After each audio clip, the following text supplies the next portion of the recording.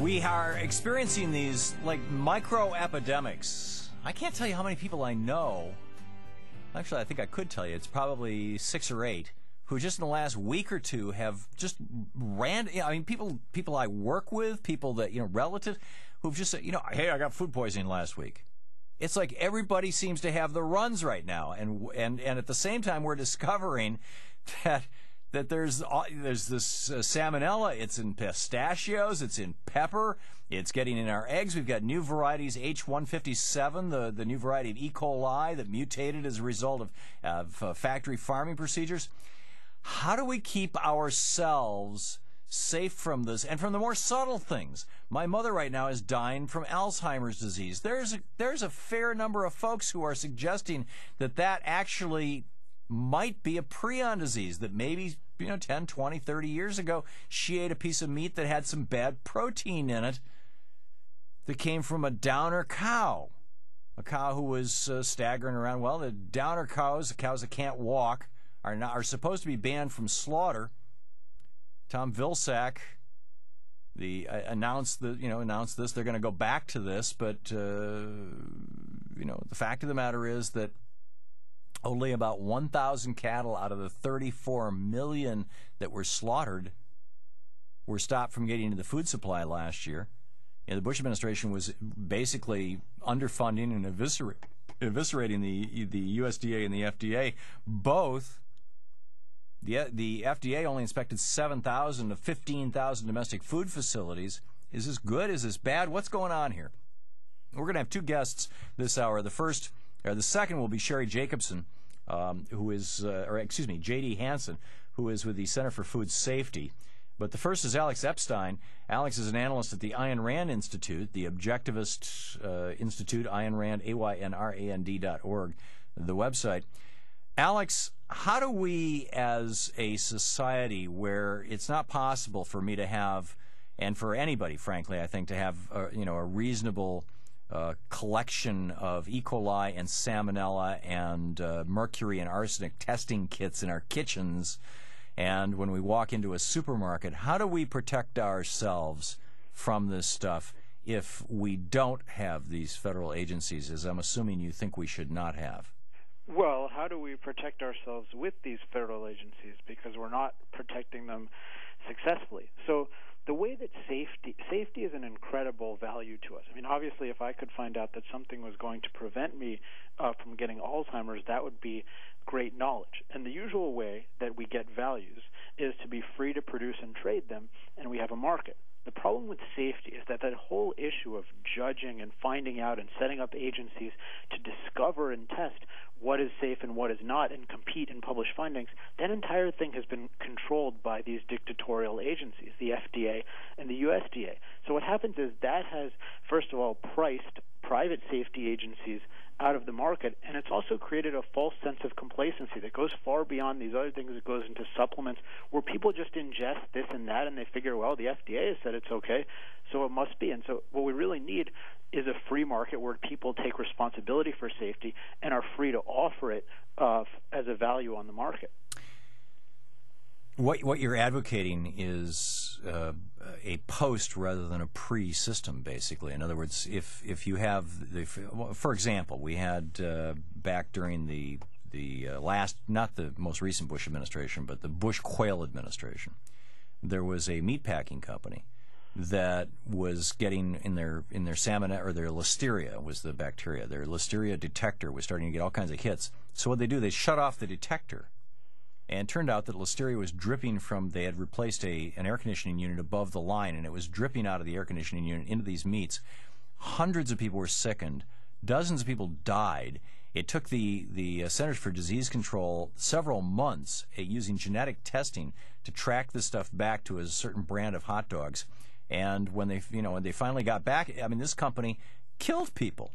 And at that point, these agencies were This was part of the Reagan experiment of, rather than having an agency, a USDA or FDA, in this case it would be the U.S. Department of Agriculture, instead of having a USDA inspector at a major food processing plant, they were having the plant self-inspect. In other words, this was the private inspection system you're talking about. It killed people. Well, but I think you might have missed a couple of aspects of what I said.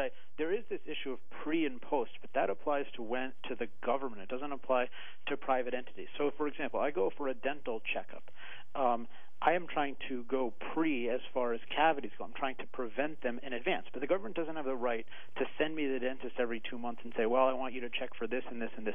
That's a private decision. No, I'm talking about us as consumers. If you want to use dentists as the example. Okay, fine, but it's the exact same thing as consumers. So you can go to a store and you can say, have you been inspected by this private safety agency? And it becomes a contractual matter where the store offers having been inspected as a value, and the agency makes money by having a good reputation as an inspector. But the government doesn't get to come in and dictate to everyone, well, this is what counts as safety, and this doesn't, and no one is allowed to compete with you. And if you don't agree with the judgments of, say, the FDA, which I don't on a routine basis, well, too bad. So right now what we have is the government has dictated, in effect, all supplements are good, even though I think there's going to be a crisis in the future, and so there's going to be some really damaging supplement. People's going to say, well, why didn't we have a bigger FDA? No, what we need to remove this whole idea that it's the government's job to judge and dictate what's safe and have that be a market. So you can go 20 years in advance and you want. That's up to you and me and anyone else. But then the definition of what's safe is going to be the definition that is collaboratively worked out between, I mean,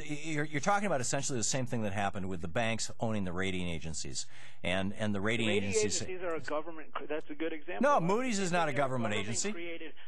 They're a government-created monopoly or oligopoly. There are three of them. The government gets to decide the standards. It's almost impossible to get into that racket. And so it is a government-controlled phenomenon where people say, well, we've got the rating agencies. These securities must be safe, leaving aside the fact that the government dictated. But it was private business, Alex.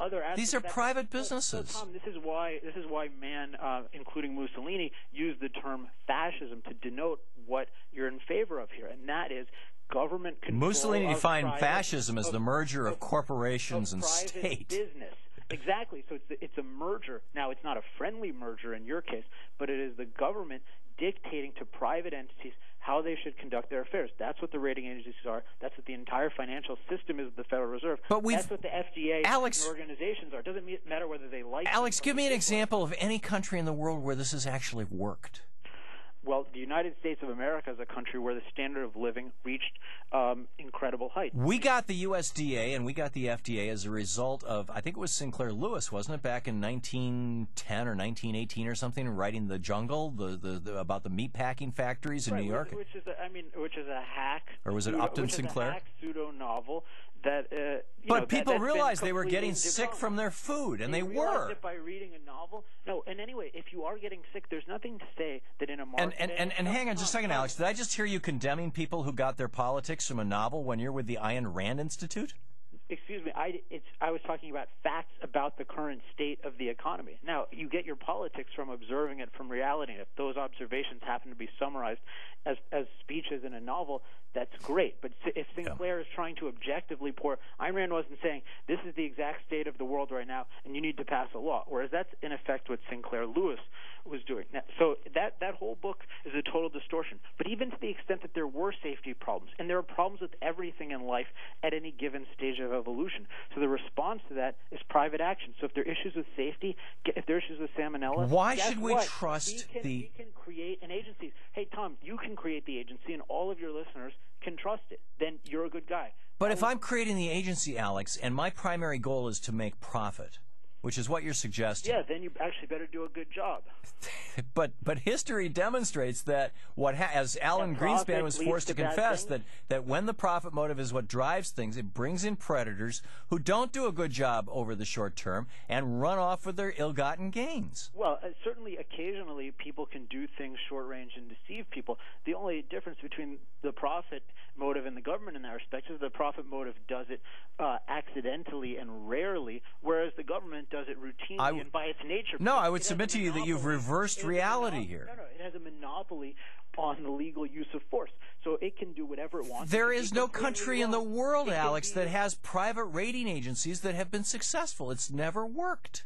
I don't know what you're talking about. I mean, people, I read private rating agencies for cars. I read private rating agencies for, the standards of safety for cars are not defined by the private rating agencies. They're defined by the government. I don't listen to those. I'm saying I read reviews.